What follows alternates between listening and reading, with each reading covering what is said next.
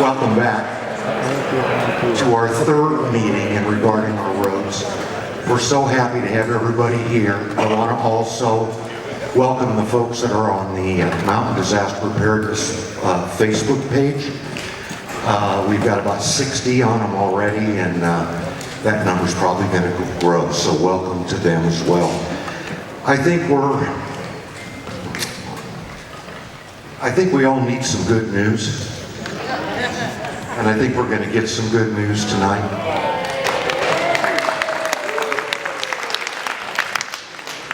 The agenda is going to be very simple. We're going to have our folks from Caltrans talk to us about our roads. And we're also going to have the Emergency Management Department from Riverside County talk to us about, there's been a lot of questions about how we get out of here in case of a fire. And they're going to address that tonight. As you all know, in the case of a shelter-in-place or an evacuation, it's our individual responsibilities to be prepared for that.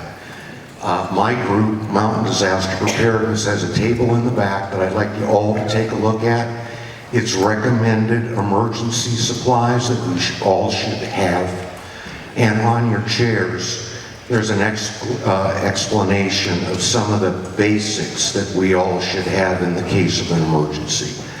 Once again, I have to remind everybody that our disaster aid stations, Mountain Disaster Preparedness aid stations, 9 of them, do not have food or water in them for the public. There is some supplies, but it's primarily for our CERT people, our community emergency response team folks that'll be canvassing the area, but it's up to you, and we're asking you to be prepared. Water is the most important thing, but food and batteries and meds, you all should have those just in case. So I want to thank the folks in the back that have set up our table. Refreshments were provided by Town Baker. They're delicious, as they always are, so give them your support.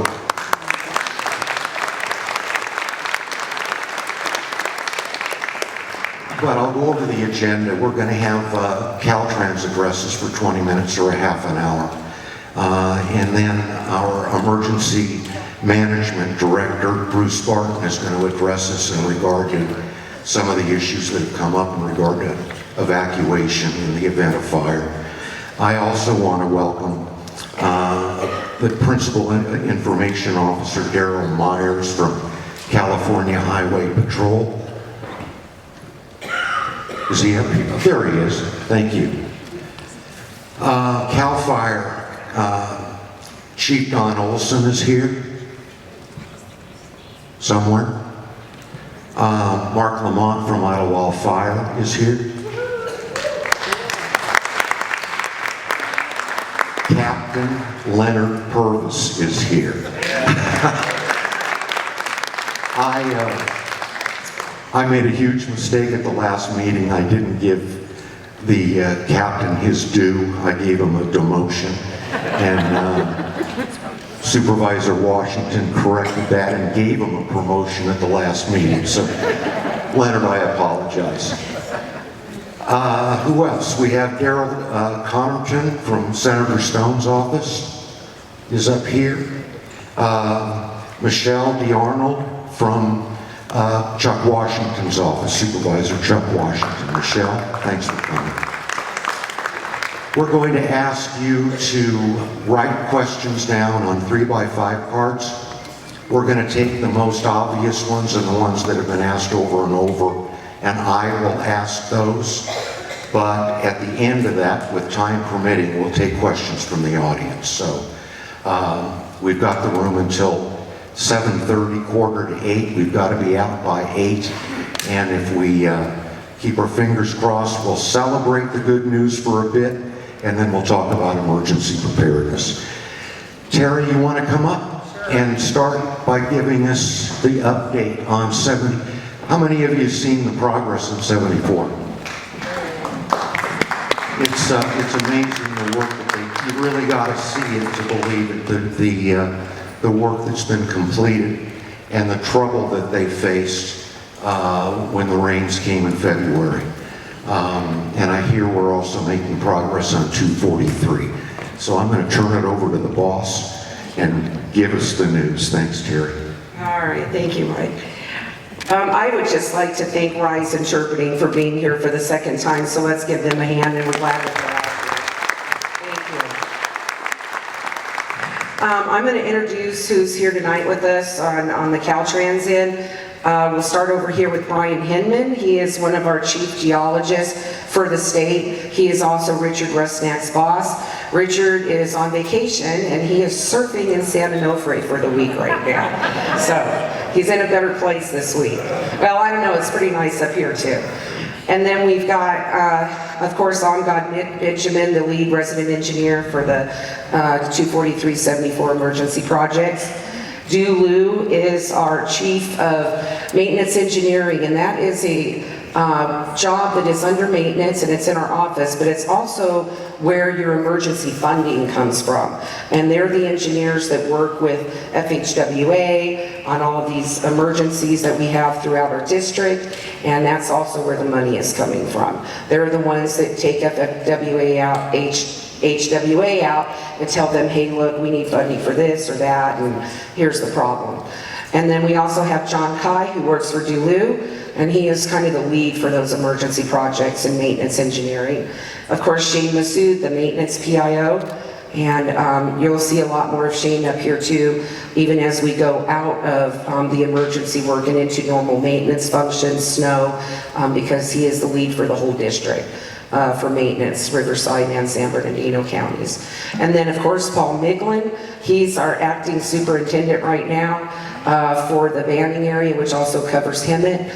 And I believe that he is the new supervisor for the Banning yard, right Paul? So there we go. So I'm Terry Kasinga, I'm the Chief of Public Affairs at Caltrans. In case some of you don't know me, I've been coming up here for a few months to talk about the emergency projects and trying to keep everything in check. We are continuing with the advertising through this weekend with the photos that everybody provided. Thank you very much. Unfortunately, we probably didn't get to put all of them out because we received over 300 photos. So we've been trying to change them out as quickly as we can keep General Outdoor changing them out. It's a lot for them too because it takes a lot of editing and stuff to get them where they need to be for the digital billboard, but they're out there, so people have been seeing them. I want to speak for the county of Riverside real quick tonight. I told them that we would bring some information and have it available for you. They actually have a $1.2 million SB1 funded paving project coming to the village here that will start sometime around the end of September. There's a fact sheet and a meeting invitation in the back on the table.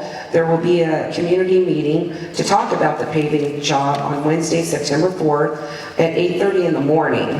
They're the early bird that gets the worm. We're late. So it's going to be at the Water District, and they'll be there to talk to anybody who wants to know about the project.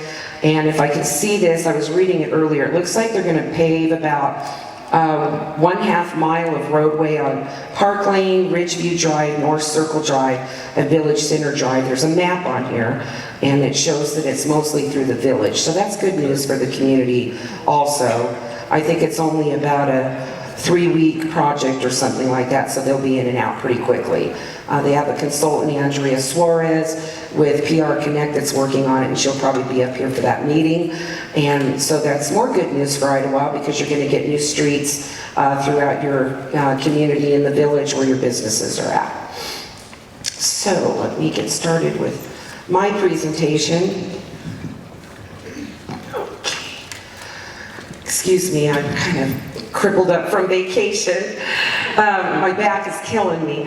Anyway, it's better for me to just stay at work and stay healthy. Caltrans and Ames have reached another milestone with this emergency project. Since the Cranston fire, there have been 3 emergency contracts by Caltrans District 8 to make repairs to 74 and 243, due initially to the fire and then the storm damage. I'm just going to go into what emergency contracts are and just kind of give you the process so you all understand it because we've been all over the place about these 3 projects. Emergency contracts are recognized in two ways. The first is for emergency repairs to reopen a road, like you saw right after the fire. And the second is to make repairs to restore a road that has been damaged, which is not an emergency when it comes to doing the work, and then once we get the road reopened. So phase one was completed after the fire to make those repairs to the fire damaged locations so that we could reopen 74 and 243 to the public. Even though there was flagging and a lot of work going on, we were able to open it to some degree after the fire. And that emergency contract is done and the work is over with and the money has been spent. Then we had a storm event, I believe in August, and we had to initiate an emergency contract, phase two, which was about $25 million. Now that storm event did a little bit of flooding, but it was after that event that we continued to investigate and found a lot of damaged culverts left over from the fire, and then rain event that came after the fire. And that's when we went through and we did assessments and found out, I believe at that time, about 90 culverts, right, God? And then it grew to about 140 in the following year. So I've told you before, that $25 million from last August is still on the table, and the good news is that the permits for that work that we've been working with Army Corps and Fish and Wildlife and Forest Service and all these other agencies, those permits are supposed to be approved and ready to roll sometime in September, mid to late September. So the good news is, as soon as that happens, the names can shift to that phase two of the work, which is the $25 million. The work that you see going on right now is phase three, and that is the result, it's a separate emergency contract, a third one, and that's the result of the rain event that you got on February 14th, and then again that month of March. That's when the road washed out in several locations, both of the highways. So the work that you've been seeing go on since the day after, I believe, February 14th, I believe the contractor was out here that Friday evening.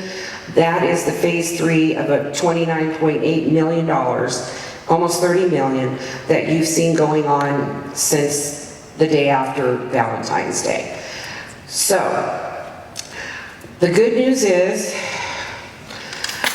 that beginning on Friday, August 30th, Caltrans will reopen State Route 74 to 24/7 escorts.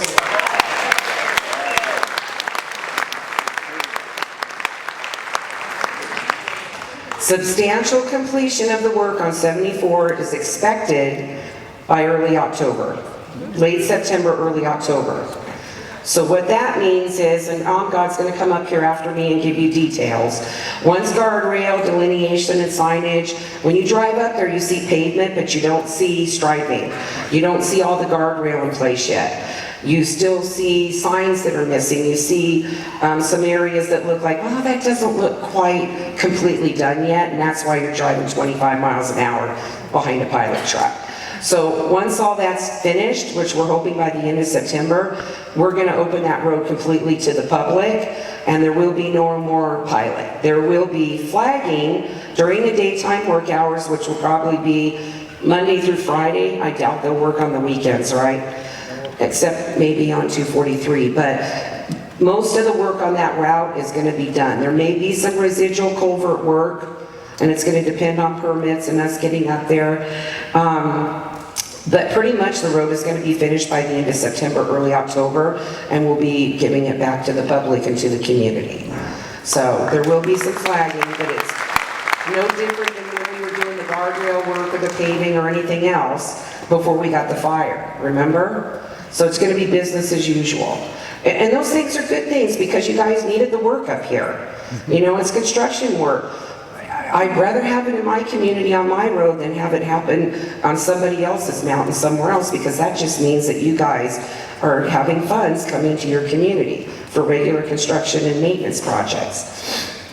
All right, so most of you have seen the new pavement on 74, and we've also repaved the 243 because we wanted to cover up and protect where repairs had already been made. You know, we had concerns about some monsoons coming in. Thank goodness they didn't. We wanted to get that covered up so that we didn't have any additional failures. All right, I have some more good news. It's probably better news than the 74, because a lot of you were expecting that, and we had told people we were going to open it. I see fingers crossed in the audience. Caltrans will reopen State Route 243 with some type of traffic control, either flagging or escort, by November 1st this year.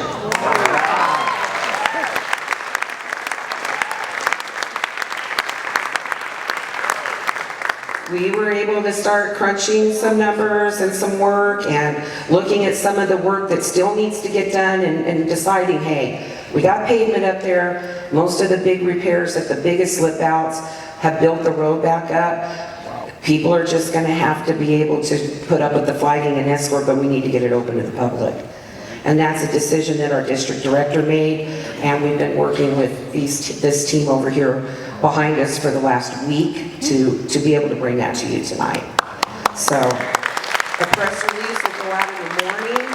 I've had Kitty Alvarado from KMIR begging me to tell her what was going on with 243 today. I did tell her about 74, but the news is going to go out in the morning, not tonight. We wanted to tell you first. So I'll text her when I get out here. It might be on the 11 o'clock news. But as far as you knowing any of this, you guys are the first to know. And we like to keep it that way because this is your town. All right. Like I said, Ames is going to continue with phase 3 on the almost $30 million from the 14th storm. They've spent $20 million. They've replaced 17 culverts on 74, 13 culverts on 243, with a total of 30 culverts. Now, there are still culverts identified that were damaged since the flooding earlier this year on the 243. There are 9 culverts, and there are 8 locations of embankments and slopes, in addition to the big washout areas. We do not have permits yet to move forward with that work. Like I told you before, all of this culvert work that's going to continue is probably going to take another year or more. We're going to be up here for a while. But at least you'll have your road back, and you'll have it. 74 will be pretty much open. You'll have some flagging, and the same with 243. A lot of it will be under flagging. So, I just said my next line. So we're going to be completing the work, and like we said, we'll be up here for probably about another year. I'm going to let Brian Hickman talk about well, he kind of had a statement today, and I'm going to let him say it because it's kind of cool. And so it's kind of why we're going to be up here for over a year, but I'm going to let him talk about that on the geotech end. So we also want folks to know that any inclement weather conditions, whether it's monsoonal, winter, or otherwise, could have an impact on current or future work. We all know that. You know, things that haven't been fixed yet, or that aren't even targeted to get fixed because there wasn't anything wrong with them, can still fail. It's going to depend on the amount of rain we get, where it hits, and we learned that this last winter.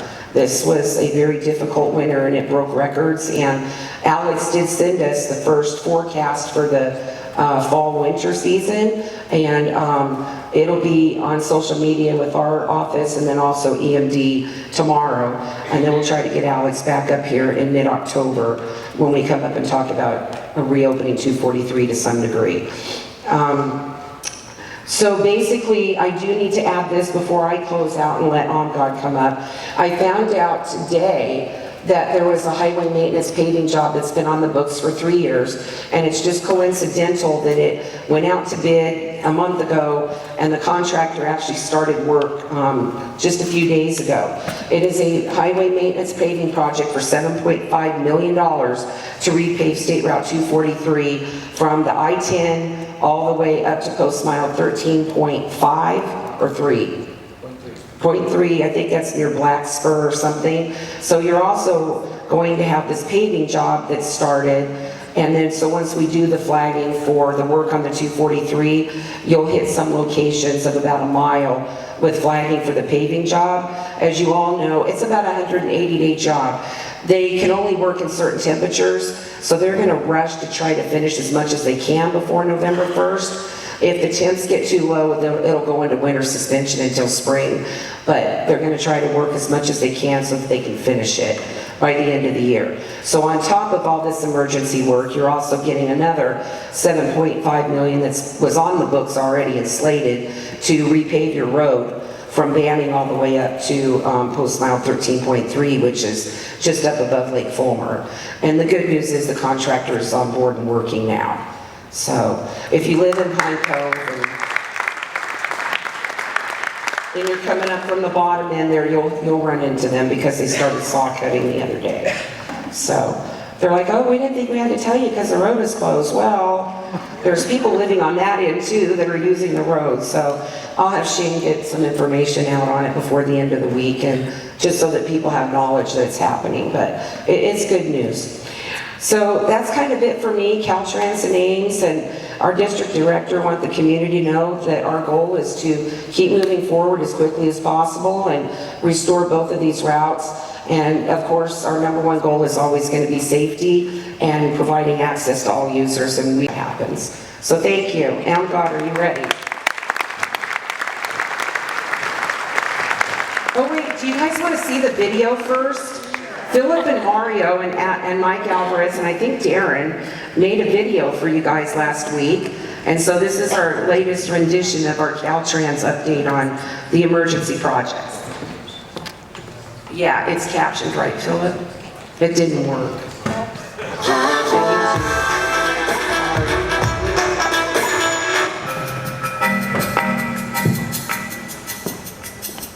Hello, my name is Shane Massoud. I'm the Maintenance PIO for Caltrans District 8.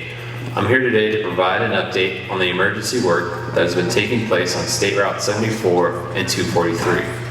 Since February 14th, 92,000 man-hours have been spent to rebuild State Route 74 and State Route 243. The project to date has cost roughly $21.5 million. Crews have replaced more than 17 culverts on State Route 74 and more than 13 on State Route 243. Crews have removed more than 16,700 tons of asphalt to date. That's more than 33 million pounds. In the past 3 weeks, Ames Construction has placed more than 12,000 tons of new asphalt. That's more than 24 million pounds. Crews have hydroseeded more than 10 acres of embankments and slopes to reestablish plant life in an effort to strengthen and mitigate any future debris runoff. Starting November 1st, State Route 74 will transition from 24/7 escort access to a 24/7 flagging operation.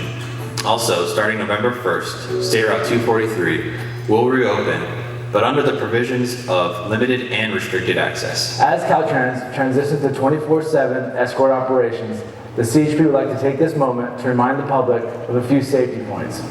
This is still an active construction zone, and the speed limit is still posted at 25 mph. Also, during the escorts, we ask the public to remain in line behind the pilot car.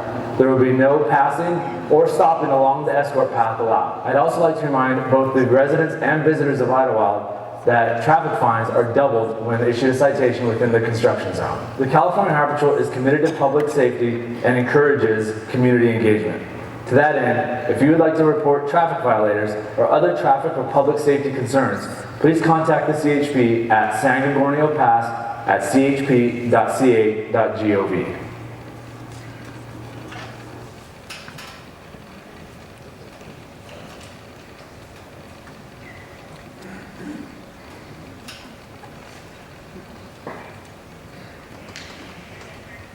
Please.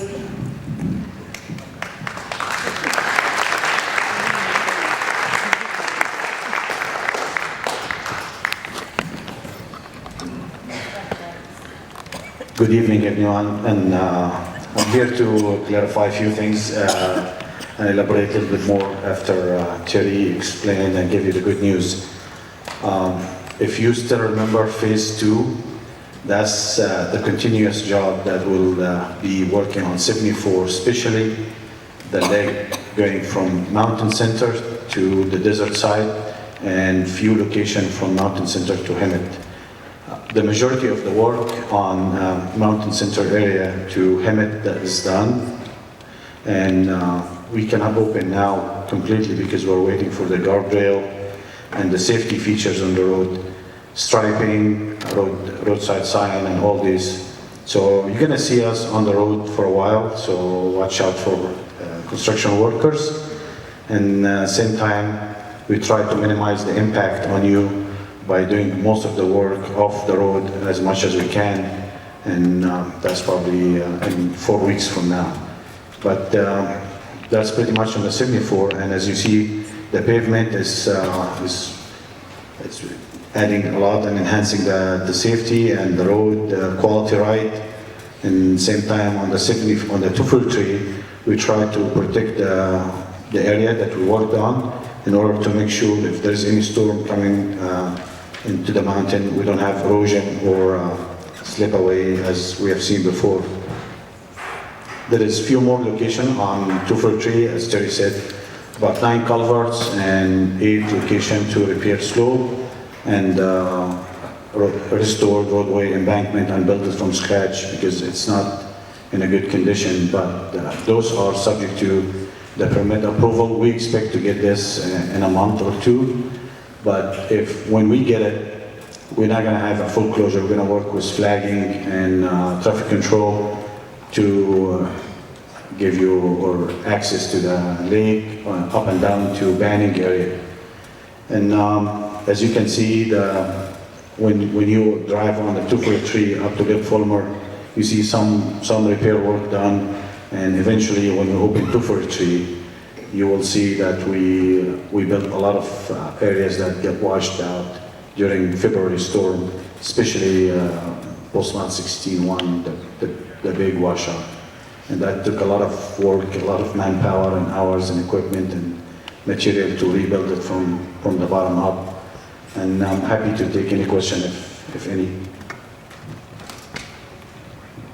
Go ahead. So with the increased traffic on 74 from Mountain Center to Palm Desert, that road has started to crumble on the sides. Is there any work to be done from Mountain, I know you said a little bit, but Mountain Center all the way down to Palm Desert? Not all the way down. It's just up to the maintenance station or Lake Hickman somewhere. That's not where it's crumbling, just to let you know. Yeah, because there is culverts that's very susceptible, and we need to replace it before it gets us in trouble again. If we have a good rain, that road's going to be your next big project. So we're going to wait and do the questions at the end because I know that EMD has a pretty good presentation tonight. So like Mike said, please put the questions on a card. We are going to go look and see if we have a paving project, a highway maintenance job coming up on that section of 74, and then we can get back on that one. There may be, I don't know, it's been a while since it's been paved, so we'll check on it and let you guys know. And the engineers are sitting right there that would know if that's going to happen. So we'll do the questions at the end. Brian, do you want to come up real quick and then we'll move into the CHP and get moving so we can get EMD up here. Hi, I'm Brian Hickman. I'm the office chief with Office of Geotechnical Design South. That means I cover Los Angeles, Ventura, Orange, San Diego, Imperial, San Bernardino, and Riverside counties. And I must say, the further I get from Los Angeles, the nicer the crowds.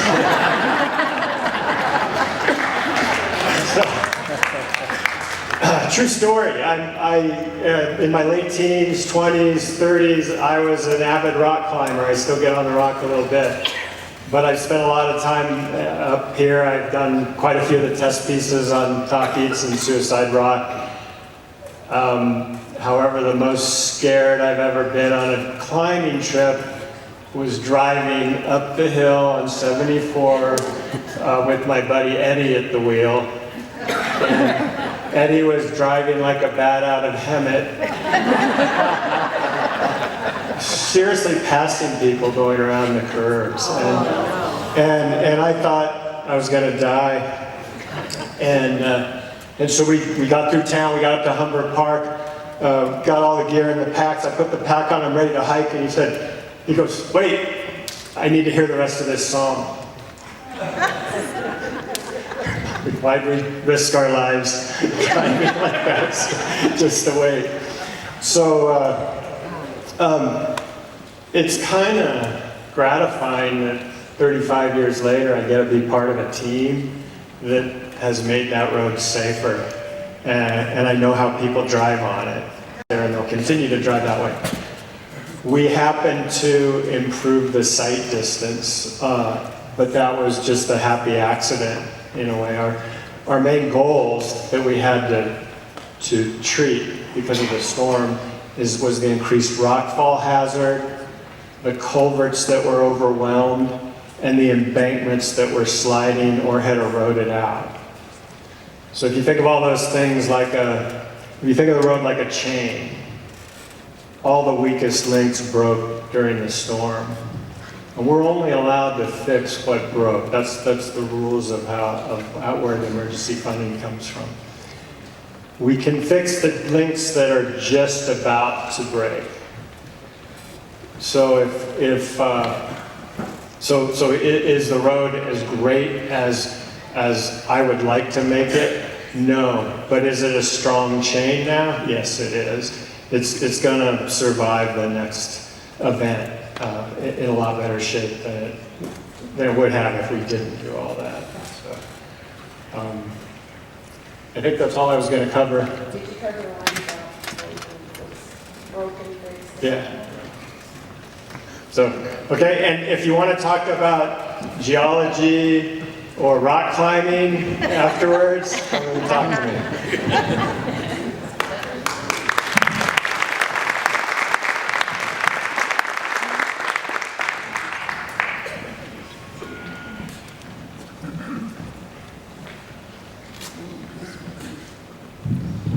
What was your friend's name? Steve? What was his name? Eddie. I'll take care of Eddie.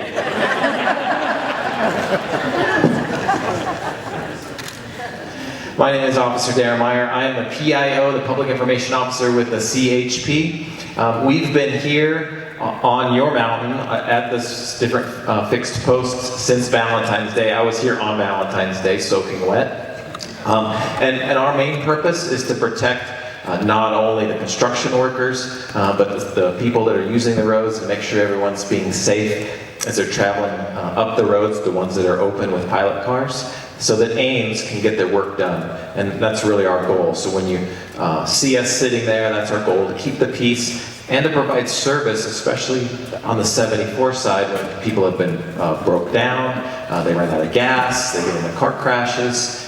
We're there to help expedite their removal so that with the limited roadway, you guys can get to where you're going. So Ames will be, at some point, will pack up, they'll take all their cones and their outhouses and all their stuff, and they'll pass on. We'll still be here. We're still part of your community. You have 3 resident post officers that are here in your community. We're still here. We just want to remind you, be safe, be careful when you're traveling using the new road.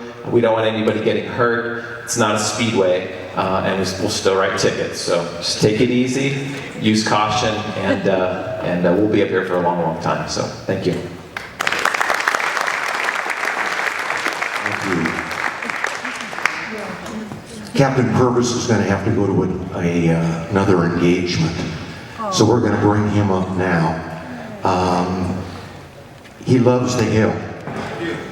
And his department has done a great job for us increasing manpower during this emergency. I want to thank you personally. Appreciate that. And welcome again tonight. Thank you, folks. Yes, I'm sorry. I was communicating with my superintendent of schools in San Jacinto, so I'm sorry I'm going to be going down to another event. But like I always want to mention, and I always want to let you know, I do love Idyllwild. I try to get up here as much as I can. Somebody asked me how many miles I have on my car now. It's quite a few, especially having to go the long way around most of the time. But that's okay. I'm here with you. We're here with you. The Sheriff's Department is committed to making sure you're safe, and we're going to honor that commitment. And just to bring you up to date, I still have deputies working overtime on a continual basis, at least 20 hours a day, to provide extra coverage up on the hill. So that's going to continue even into Labor Day, this Labor Day weekend. We want to see how it goes. If you're still experiencing issues, problems, if calls are still extended as far as the time it takes us to respond to those calls, I'm going to be monitoring that. And I just want to let you know that that's my promise to your community, to make sure that we have proper coverage and that you're not isolated. And just like Darren had mentioned from CHP, we have deputies who live up here. They love working up here, and they're committed to this community as well. So that's what I love, is to see their passion day in and day out, them wanting to be here, and I'm going to keep them here. So just know that we're here for you, and we're going to do everything we can to make this community not only safe, but safer. Thank you, folks.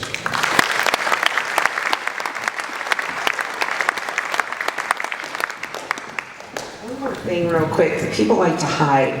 I want to acknowledge Philip Havens. He's back in our unit and he is a public information officer. He's also the maintenance customer service representative. So when you go onto our website or call in and say, hey, there's litter here, or there's a dead raccoon on the road here, the person that's putting in that work order is Philip. And the other thing that you're going to see out of our unit is all these awesome videos, because he is the man when it comes to making videos and doing our PSAs and stuff, and I'm just really glad to have him back. So Philip Havens from Caltrans.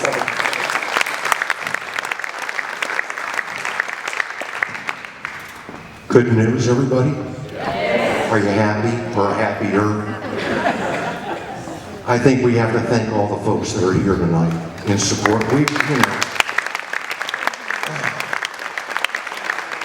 suffered through this, but we are Idyllwild. We can handle it, and I just want to thank all the hard work that men and women have put on this project. I failed to introduce someone when I was in haste to introduce everybody else. I think you know me, I'm Mike Fader, and President of Mountain Disaster Preparedness, and we were pleased to be asked to host this third meeting. We're going to move now from the roads to something else that is dear to our heart, and it's emergency preparedness. There's been a lot of angst and talk about how we get off this hill with the road situation the way it was. Bruce Barton is with us tonight. He's the head of Riverside County Emergency Management Department, and Bruce wants to address us in regard to some of those concerns. I also want to welcome Stacy Kelly, who's our EMD rep on the Hill. Stacy's in the back. Thank you, Stacy, for coming.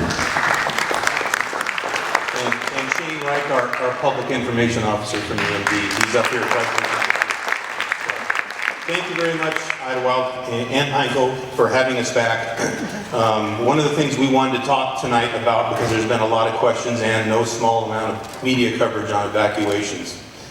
And one of the things that I want to make sure that this community understands is that immediately following the fire, nonstop after the fire, we went right into the flood planning phase, but all of the public safety agencies responsible for evacuations and how evacuations would be carried out have continued to meet continuously to discuss, to talk to Caltrans, to talk to the contractor, so that we are always up to date on what the status of those roads are, because we're very concerned, because in the Highway 74 going out across the plateau down into the mountain, 371 down into wine country, 243 down into Banning, 74 down into Hemming. Those are the roads.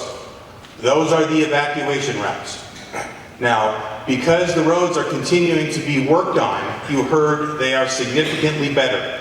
Because they're not open for you to travel on every day, that's not the same as they're not open to be able to evacuate people down all of those routes right now, today, as well as be able to get emergency equipment back up. We continue to have meetings, we continue to talk to Caltrans, we continue to talk. So this is CHP, this is Riverside County Sheriff, this is County Fire Department, this is Idyllwild Fire, this is EMD, this is U.S. Forest Service, so that we're constantly monitoring and know exactly how those roads can be used. So one of the questions we get asked a lot is, where's the plan that says, this is the exact road? This is the road we're going to go down. There's no such plan. There's no plan that says, this is the exact road that you're going to go down. Why? Because it's a very dynamic process. It depends on where the fire is. Incident command unified command who has situational awareness on all the environmental issues that are going on, including the fire behavior, will decide, here's the road that's open. Because if you just go off running one direction, you could be running the wrong direction. You could be running into danger, not away from danger. Right? So situational awareness is something that everybody always has to have. And you have to listen for those instructions. And Incident Command and Unified Command will be giving those. So that is the way that the process is. So there's never going to be a written plan that definitively says, hey, there's a fire here, run down this road. It's the 74 across the plateau, down into the desert. It's 371 down into wine country. It's 243 over into Banning. It's 74 down into Hickman. It may be all, it may be a couple. But that depends on fire behavior, and these folks over here, and the folks in Sheriff and CHP that know what's going on, and they're going to make that call. So what becomes very important is that you're ready. That when that alert, when that warning goes out, that you have set yourself up so that you receive it. That's registering on our Alert Rivco system, having your cell phone ready. That's monitoring the National Weather Service. Does everybody in the room know what a red flag warning is? Yes. Okay. So you live up here. This is the urban wildland interface area, right? When you choose to live up here, you take on a little bit of additional responsibility for situational awareness. So things like red flag warnings, alert warning, how to register, how to plug into the system, how to do the things that you need to do to optimize your own situational awareness. That becomes something that's really important to each and every one of you, 100%. 100%. So when you hear those red flag warnings go out, National Weather Service, we're also going to echo them out of the Emergency Management Department, in our reverse 911 system, so that you're aware. Okay, so that's just telling you there's a heightened environment for fire potential. That's what a red flag warning means. When you hear that, when you see that, when you hear heightened fire conditions on the news, all right, when you hear it blasted out over Winky, all right, that's when you need to start getting yourself ready. Get prepared, stay plugged in, right? Load your car up, make sure you have gas. If you have medications, get your medications. Get those kits ready, put them in the car so that when that notification comes out, you can receive it and you can very quickly act and you can follow the instructions. When we did the evacuation for Cranston Fire, when we did the evacuation for some of the monsoonal floods and some of the flooding that happened over Valentine's Day, how many of you were able to look at the EMD website, the map that has the zones in it, and put your address in there and be able to tell which zone, it's an evacuation zone, that you live in? Is this ringing a bell with any of you folks? Okay? If not, please get on rivcoready.org. Pull up the Stormwatch page. Pull up the Mountain Plateau evacuation map. All the way from Poppet Flats, all the way down through Anzin. It partitions up evacuation zones. Look at that. Know where your residence or your business resides, in which zone you are in. When they do an evacuation, it's going to be orderly. It's going to be by, we don't want everybody, right, all roughly 6,000 residents, jumping on the road at exactly the same time. So when they issue that evacuation order, you'll hear two things. You'll hear an evacuation warning, which means, okay, I really better get ready. That's where you're in your car, ready to go.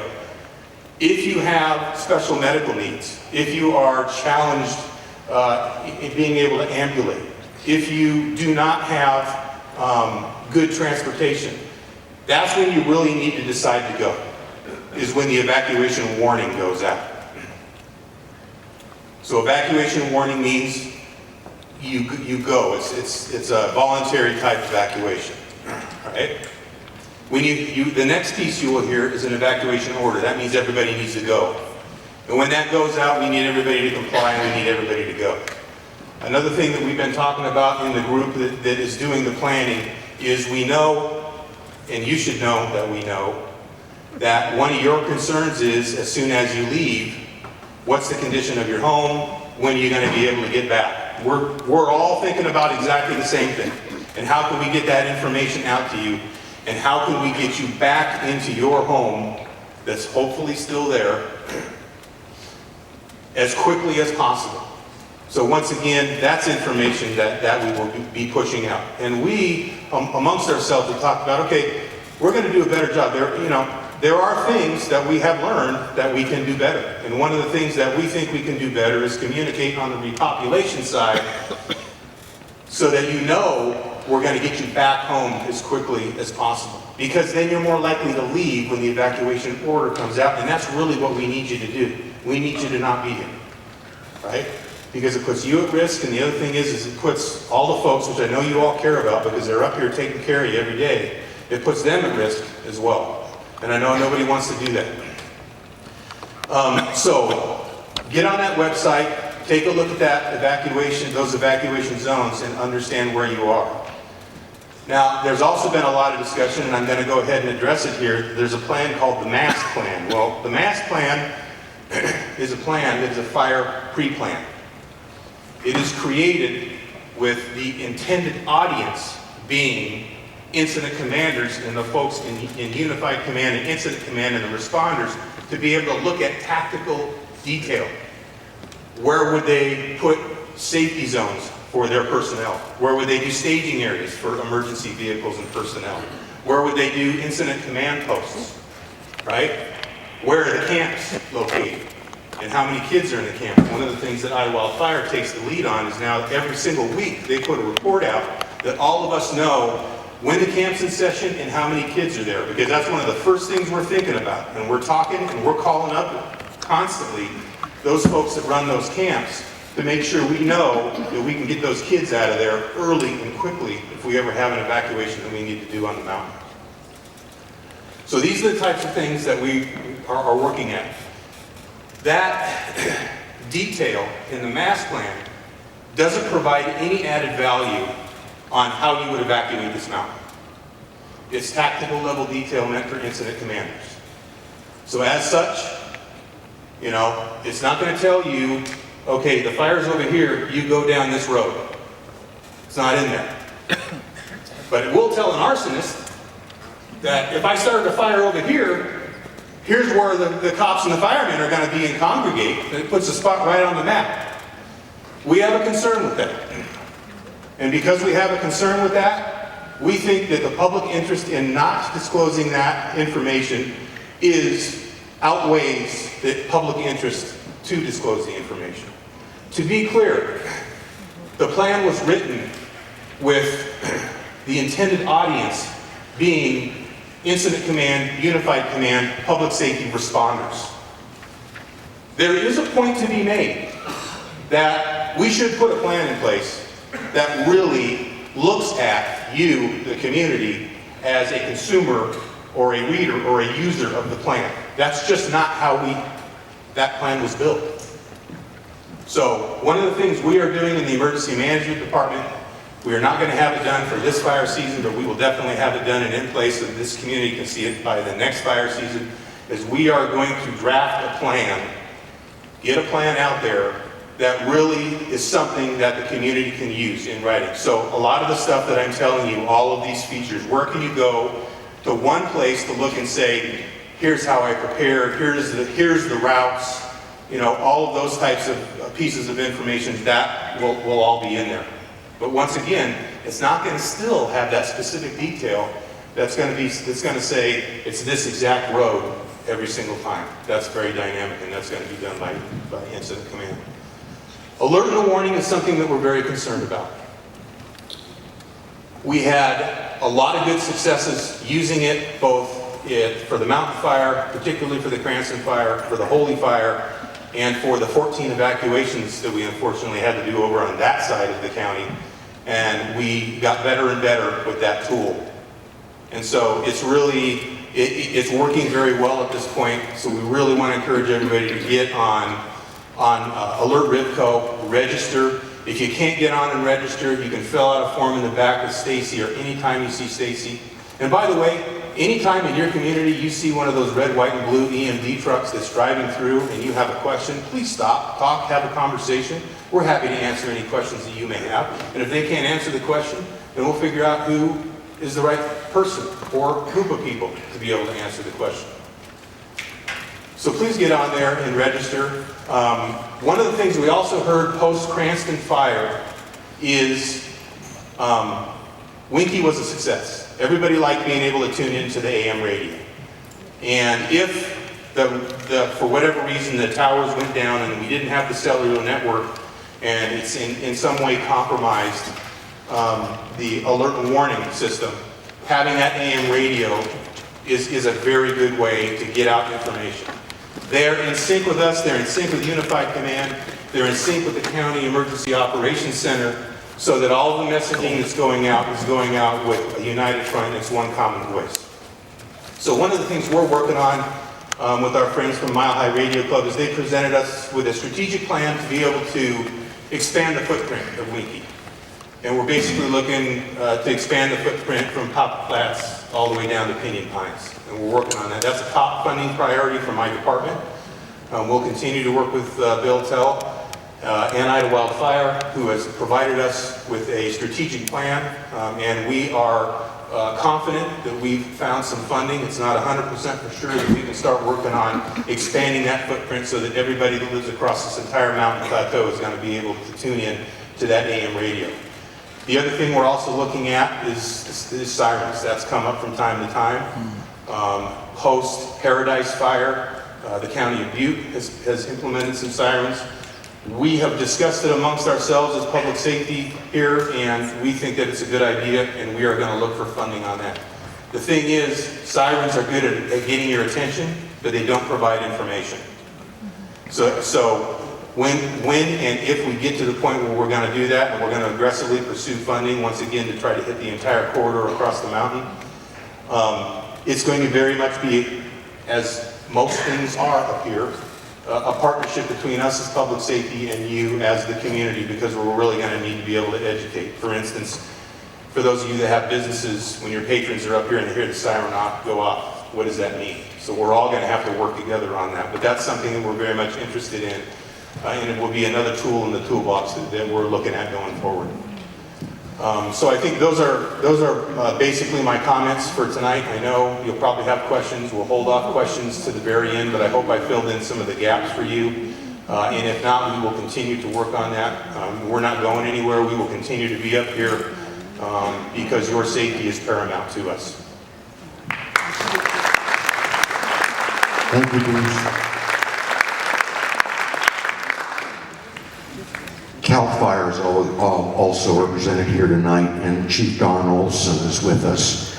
I think it's important to know our position with CAL FIRE because they control a lot of the area outside of Greater Idyllwild, which affects many in the room. So, Don, are you here? No, Chief. Huh? No. Hi, Battalion Chief Don Olson was unable to make it tonight, and it's very unfortunate for you guys because you get me. My name is Greg Bratcher. I'm the Unit Forester Division Chief of CAL FIRE Riverside County Fire. I manage the Resource Management Pre-Fire Bureau for our department. Our main function is to identify our assets at risk throughout the unit and to put in fuel breaks wherever we can. That's going to help the communities the best we can. Some of the projects we have currently up on the mountain, we have the Red Hill Vegetation Management Plan that runs across the front country from Idyllwild to Pine Cove. We also have planned on the backside, we're just waiting for one more bid to get a mastication project on the backside of Idyllwild, the backside of Pine Cove for the Point of Rocks Vegetation Management Plan. We also, you guys notice in between Saunders Meadows and Marion View, there's been a fuel reduction project going on both sides of the roads, and we call that the Upper Dry Creek on the lower side, and on the other side is the Astro Camp fuel project. So we are hard at work trying to help protect the community, and put these projects in place. So you guys understand these fuel modification projects are not to stop the fire, they are to help change the fire behavior and also give our guys a fighting chance to put our equipment and our firefighters in those areas. So it's not as hot and hard to put the fires out. So we use those areas strategically for us to help reduce our fires up around the mountain. Couple other things, CAL FIRE grants have been rolling out on the mountain. Mountain Communities Fire State Council has been using one of the grants to do fuel reduction projects around your property. So if you guys have any questions, please contact them. And also Riverside County Fire will be starting a dead, dying, and diseased tree program. We're still trying to combat the gold spotted oak borer issue and the bark beetle issue on the mountain, which are also fuels on the mountain that we'd like to see get reduced. One last thing, also please do your families and your households a favor and look at readyforwildfire.org. It gives you some good tips and good planning in case there's any wildfire. And do not kid yourselves, we have been somewhat of a quiet fire season, but this is more of a normal fire season that we're going through right now. Our fire season actually now is getting ready to begin, and we do have our fall in front of us. So please don't think that we are out of the woods. We still can see some activity coming up. So yeah, thank you.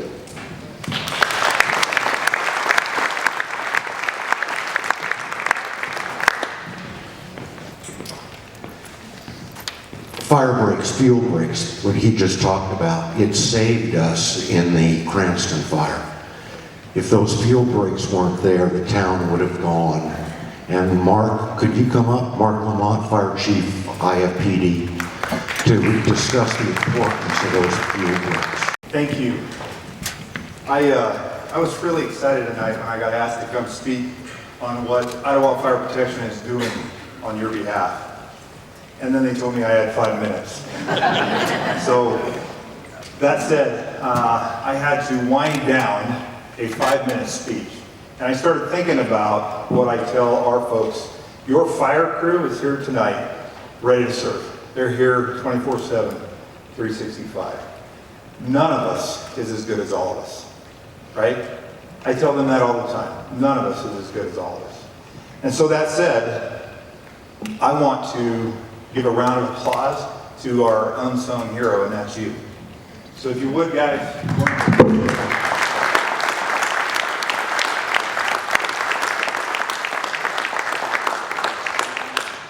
I say that because our success relies on your help. If you are here tonight, just raise your hand for me. If you're part of CERT, raise your hand. If you're part of MVP, raise your hand, please. Keep your hands up, please. Please. If you're part of the Mile High Radio Club, all those hands are dropping down. The point is, all the hands in the room are going up. Your partnership with us matters. It's a critical ingredient. We can't do this without you. And I say that because this year, more than any year past, you guys have stepped up to the plate. Back in April, the IFPD went out and started performing abatement inspections. I am certain that all of you got that postcard in the mail with the flaming front working itself across the south end of Idyllwild. We did 100% abatement inspections. That's 3,571 parcels that were inspected. The result of that first round of inspections showed that just over 3,000 parcels passed the first inspection. Your partnership matters. That's an 85% first-time inspection pass rate. It's never happened before. That leaves us with about 500 parcels that failed.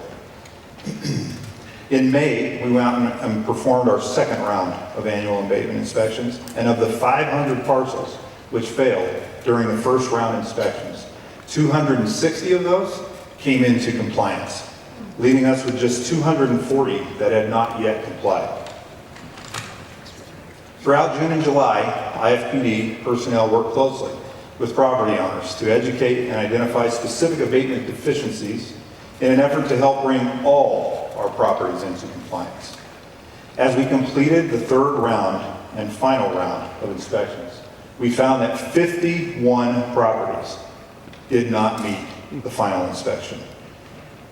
That may not sound like great news, right? Except for the fact that it's 1.5% of the total. Your partnership matters. It's critical.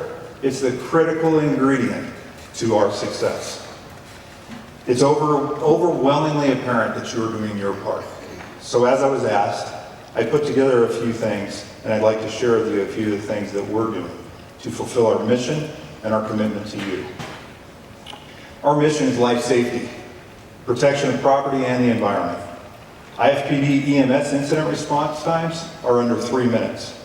Our fire response time average is just under 4 minutes. The IFPD ensures that 3 ALS ambulances are in service every day and ready, which is extremely critical considering that our overlap call volume is 39%. This means that 39% of the time we're running multiple calls simultaneously. IFPD cross-staffs and maintains several pieces of fire suppression equipment. Your personnel are dual function trained in fire suppression and emergency medical services. Your personnel continue to meet and in fact exceed the state and national training requirements and standards. IFPD is a proud sponsor of MDP. IFPD conducts several community emergency response training team meetings every year. We have to date trained 172 CERT volunteers. Your partnership, it matters. The IFPD conducted 4 CPR courses so far this year for the community. IFPD maintains the licensure and is home for your Winky radio broadcast system. The reason it was still up, and Bruce alluded to it earlier, that it was still up and running is because IFPD maintains the generator to ensure that we have power no matter what happens during these emergencies. IFPD is a cooperating partner in MAST. IFPD fully supports the efforts of the Mountain State Fire Council, and every year IFPD inspects 100% of the 3,571 parcels, ensuring critical defendable space.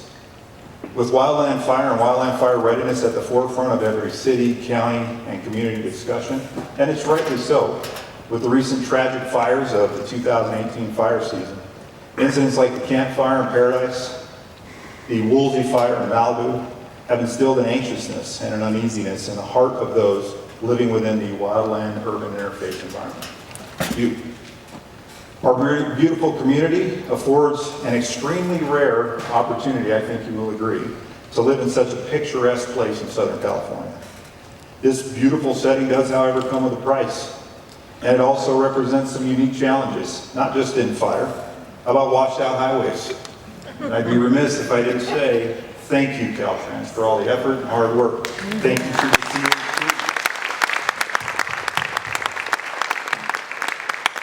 Thank you to the CHP for year after year keeping us safe on those highways. None of us is as good as all of us. Thank you to the sheriff, and I know Leonard had to leave, but these evacuations don't take place by the firefighters who are out on the line, right? We train with the Riverside County Sheriff's Office to ensure that they are ready to work when we do decide as unified command to call for a full or partial evacuation. Some of the other problems we encounter are snow chains, late activity buses for our kids, and of course, the wildland fire incidents, which can lead and have led to evacuation. So a quick summary. I know we've got to get you out of here by 8 o'clock. And thank you, by the way, to Matt Kramer. We appreciate the opportunity to do this here in your facility.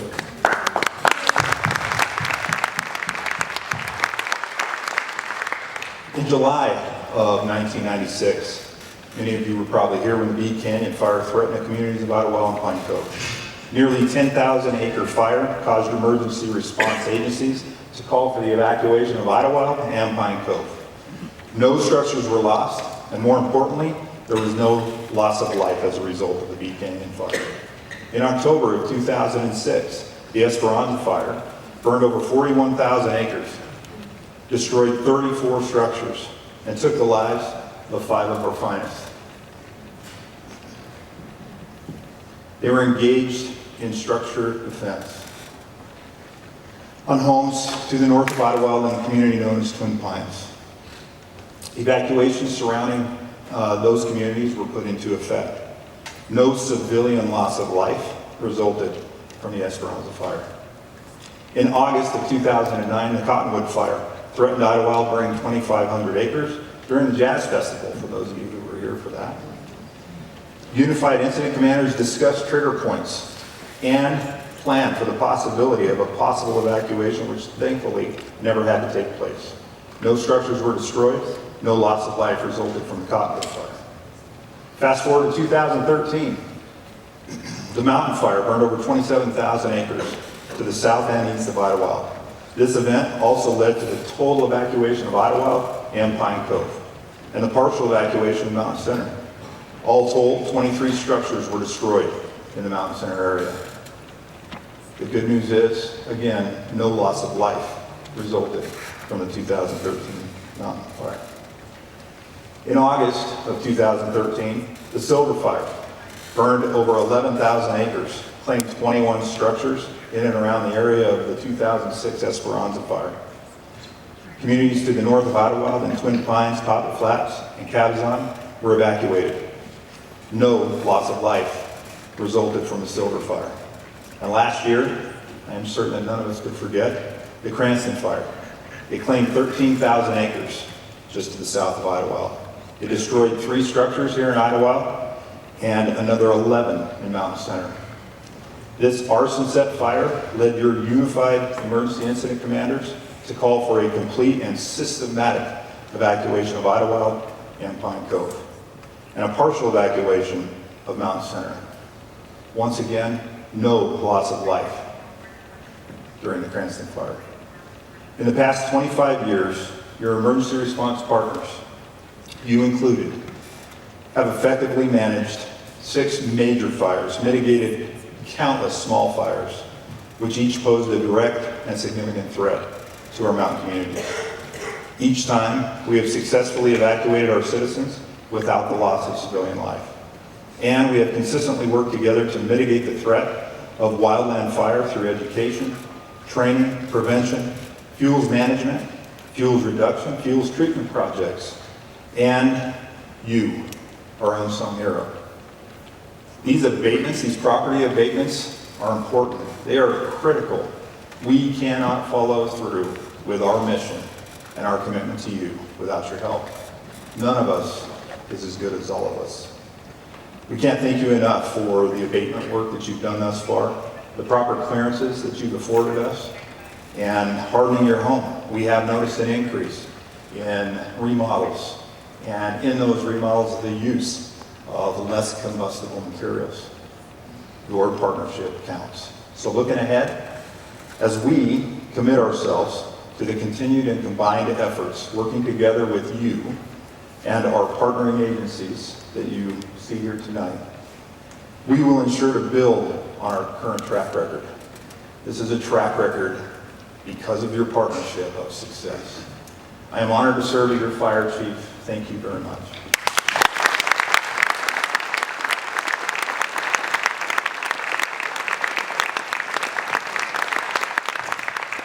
I would like to say one other thing before Mike jumps in there. A lot of discussion about the master plan has floated around, and Bruce did a great job articulating why it is that we need to not turn that over. There was a CWPP, it's a Community Wildfire Protection Plan that was put out in 2017. The Mountain Communities Fire Safe Council took the lead on helping all the agencies put this together and prep it. MAST was involved. This is available online. So, we have it on our site at idyllwildfire.com. You can also simply go online and type in Idyllwild, or San Jacinto Mountain, Community Wildfire Protection Plan. This catalogs all of the work progress to date on all of these fuel reductions, treatment processes, treatment programs, and what it is that we're doing to ensure our safety record and our track record. Thank you again for your help. Thank you, Mark. I think that brings us to questions. The program is over for those of you that want to get home. You're more than welcome. I just have a few questions on cards. And it's unfair to those of you that have questions that come up during the presentation, so. Oh, I sure should. My friend back here, she's the last one I want to ignore. Supervisor Washington's been a great support to us, and Michelle is his right-hand person, so Michelle, come on up. I'm so sorry.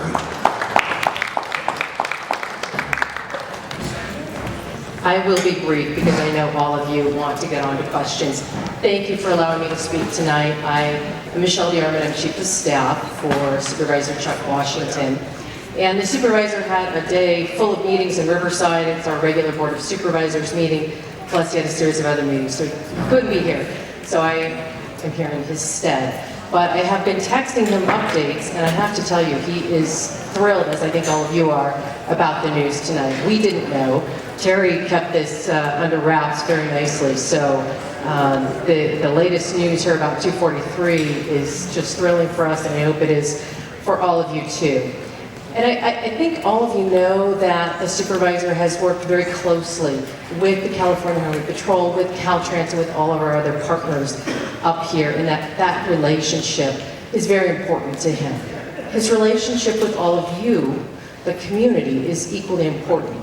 And I hope you understand and recognize that. That is something that has been a priority for him as he's advocated on behalf of you these past several months and worked very closely with these partners. And I think it's that strong collaborative relationship that has really helped us so much to get through what's been a really rough number of months here after the fires and the roads and so on. And so I think everybody behind me, without even having to look, I know my colleagues here agree with what I'm saying, that the relationship here is really second to none. There's a great collaborative spirit. And I want to thank our friends with our Emergency Management Department, Bruce Barton and his team, CAL FIRE, Mark Lamont with Idyllwild Fire, U.S. Forest Service, Sheriff Department, CHP, and of course, Senator Stone's office for all of that support, because it's really been a great collaborative effort that has helped us get where we need to be. And I just want to let you know that we're going to continue to work to do that. We will advocate on your behalf, and we'll continue to work very closely with our partners here. We've done that. We've communicated the information you've relayed to us.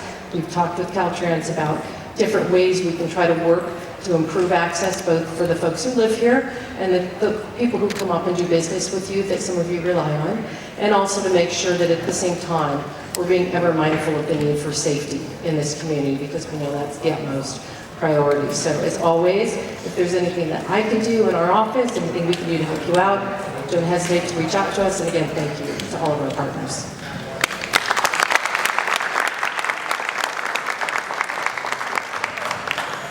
At the first meeting, Michelle and I had a conversation, and I asked her, what could we do? We see as there's going to be tons of asphalt flowing on the hill about our own community and village. And I asked Michelle if she could look into it. I don't know if you're the reason that we're going to get our village paved. But I was just going to say, she's got a magic wand, and I have a suspicion she used it. So thank you very, very much. Okay, questions. And by the way, I've only got 5. If there are other questions, come up here, form a line to my right, and we'll get those answered as well. First one is, why does 243 north of Idyllwild remain open to non-residents, given one way and Station 57 is closed as out of fire danger? So I guess the question is, why is 243 north of Idyllwild remain open to non-residents?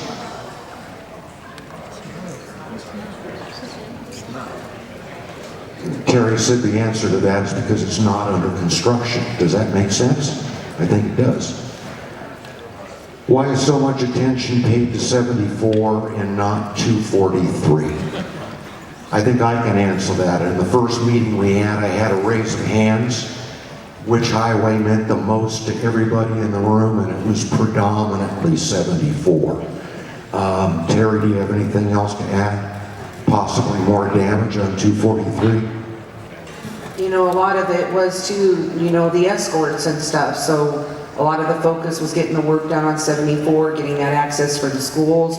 Then the escorts kicked in, and when we did the weekend escorts, they were focusing solely on 243. We did have issues on 243 that were environmentally sensitive for some of the work not being able to move forward. But we've been plugging away at it, and we're continuing to. And then as time goes on, we'll get approval on more and more of those permits and finish the work. But all in all, the focus has been on both routes, but the emphasis was on 74 to get it open first. And Marcia, did you have a question? I did, yeah. Okay, hold on just a sec.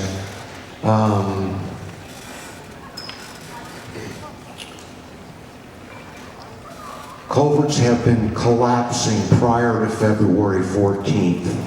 Dead Man's Curve in Pine Cove failed a year and a half ago. Cranston failed 2 to 3 years ago. Why wasn't attention paid to them then?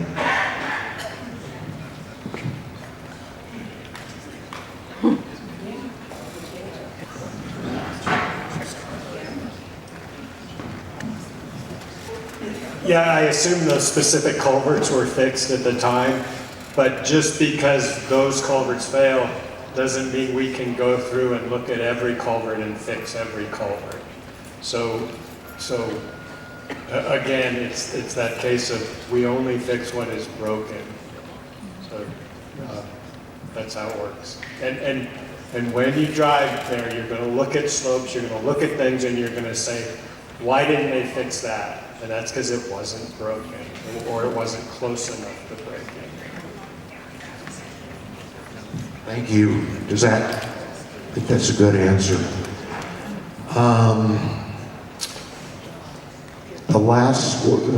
We got a comment here that I totally agree with. Caltrans did a superb job in repair of Highway 74, given the numbers of damaged areas that were involved in the road collapse and the amount of material and compacting for the road that was necessary. Thank you, Caltrans.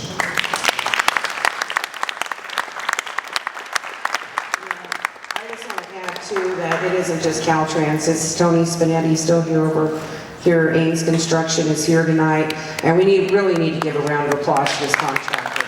Because they were up here right after the fire, after the rain events. They're going to continue to be up here through the rest of the emergency work. So thank you, Ames. Okay, there was another question that I had up here, but I can't find, so I'm going to summarize. On Highway 60, traffic is directed with signage basically down to Palm Springs and come back up the other way. The question was, could there be a sign placed before Theodore or on Gilman Springs that could bring them through and bring them up Highway 74? That'll be looked into.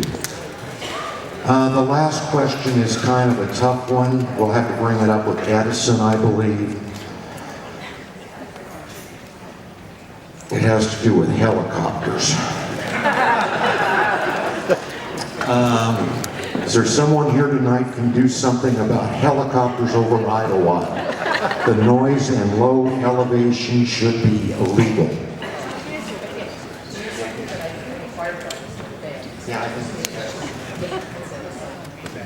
So our office received the same inquiry last week, and I reached out to Edison, and one of the things they communicated to me was that they realized those have been problematic, annoying, and so on, that they're nearly completed with that work.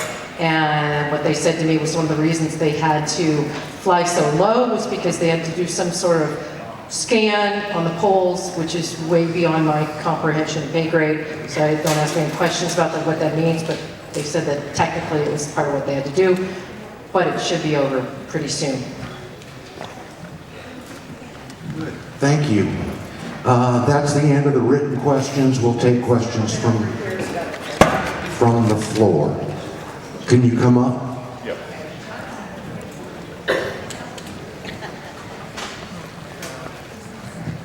Okay, in order to know that the culverts are have collapsed or in potential failure or in good shape, you have to inspect them.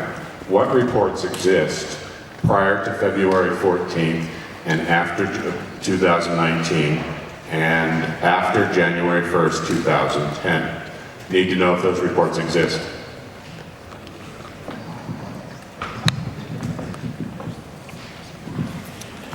So that function falls under our maintenance division and maintenance engineering. And John or do you want to talk about how our culvert inspection program goes? Want to know about documents? And those you can receive through my office under a public records request. Your office has stated no documents exist. So you've done a CPRA? I did a CPRA to the commissioner for the California Transportation Agency, who was in communication with your office and said no such documents exist, but I'd like to hear from you. What? Yeah, no, we're not aware of that. So you need to go directly through my office. So is your answer, there are no documents? I'm not giving you that answer because I don't know. I would like to give you my business card so that you can call my public records coordinator and go through her to see if those documents exist in our office. Well, it's going to be through the commissioner's office, only because he said no records exist, and he communicated with your department. And I'm not aware of that. Well, And I'm not that's aware of fine. that. But I don't know that that ever came down to my So office. it is recorded, and I will use that recording with the CPRA continuance. Okay, that's fine, but I still would like you to go directly through my office. I So know, that- I will use the commissioner's office as he is in charge. Yes, sir. of Caltrans and You do that. Okay, next question. Yes, sir. Fire service roads, have they been repaired since the floods or February? And are they usable now? The short answer is some have been repaired, but not all of them. We had an extensive group come out, analyze it, bring in Forest Service equipment, but the magnitude of the damages are pretty severe, so it's a long process. If there are issues that haven't been addressed, I can get you my business card afterwards. No issues, it's a question of, do you have a map that shows what areas are not accessible now? Yes, we do on our Forest Service webpage, yep. Okay, any other questions? Yeah, I'm sorry, Marcia, go ahead. Because it seems like so much of our emergency communication depends on having a cell phone, and up to 2 months ago, I didn't have cell phone service in my home. So I was just wondering how many people in the audience do not have cell phone service in their homes? Could we see a raise of hands of anybody who does not have cell phone service in their homes? Then it must be just a location sort of a thing. It is an issue because Fern Valley has a lot of our residents up there. Terrible, terrible, terrible spotty cell service. So sometimes the calls don't get through. And I just wanted to point out that that's the reason why the Emergency Management Department with Public Safety Partners use more than one way to reach out to the public.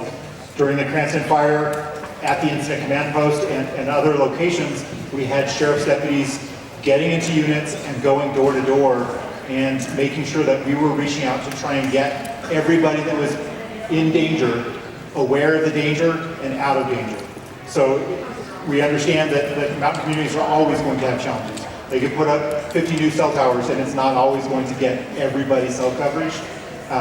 But we are aware of that and we do everything we can. Again, to Bruce's point, when we have things like red flag warnings, making sure that everybody is very alert and cautious and basically tied in to the information sources that are available to you. So Winky, your neighborhood networks are probably some of the best tools that you've got in keeping communication through Facebook groups, through Twitter, through Instagram, through other social media to be able to tie in and learn about things early on.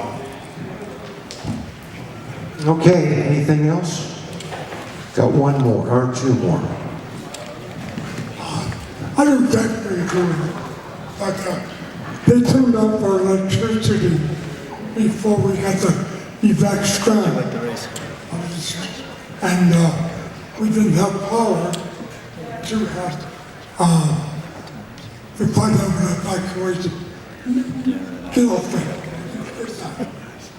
And I was up, it's just a crummy feeling to not be notified.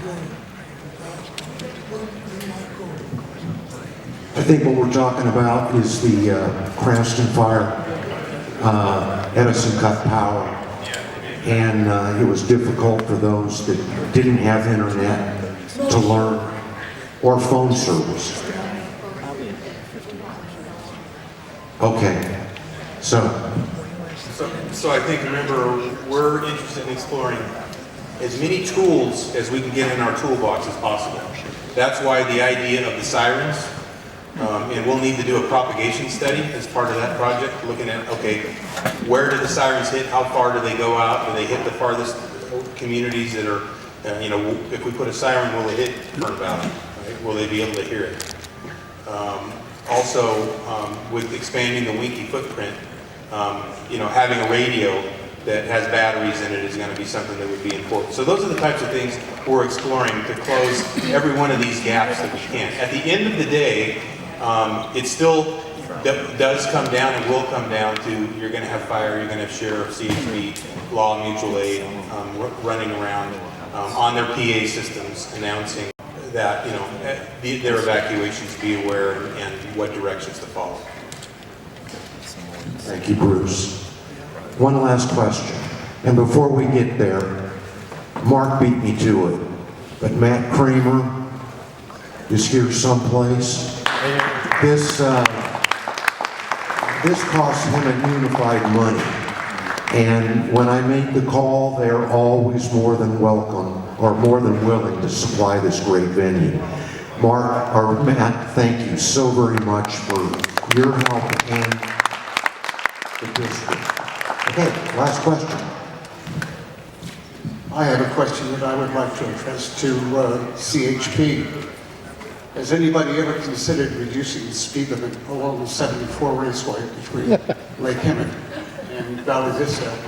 I go down to Bend. 55 seems to be a bit excessive. This one works. So you would think that the CHP is responsible for determining speeds, but it's actually not us. It's actually Caltrans and the fine engineers to my left. And that's done with speed surveys and volumes of traffic and curves and houses. Once those the smart people have determined what the speed is, they put it on a black and white sign, and then we take care of the enforcement side of it. There is a way to change speed limits, and that can be petitioned through the local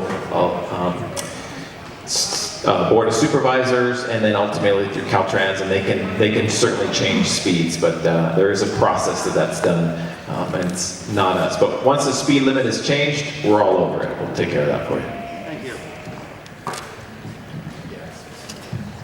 Oh, okay.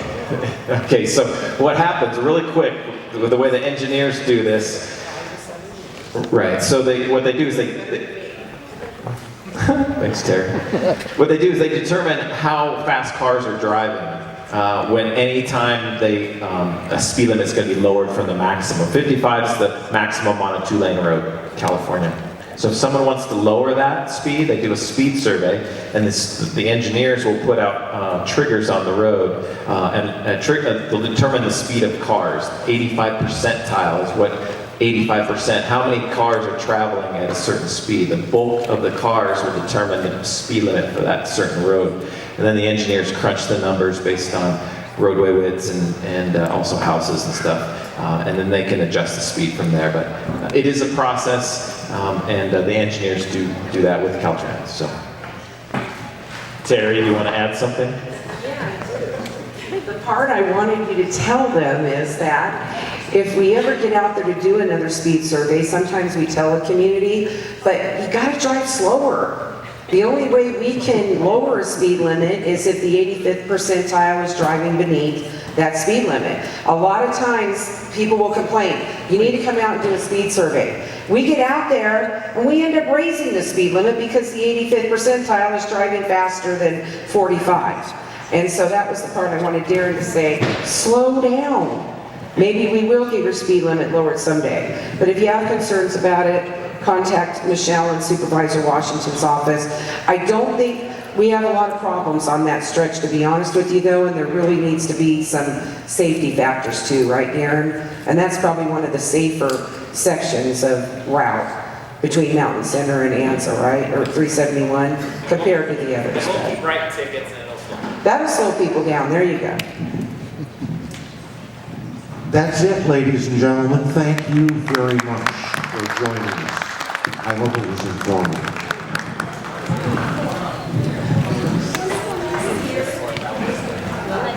Thanks, guys. We're going to stop the cast pretty quick here, and it'll go.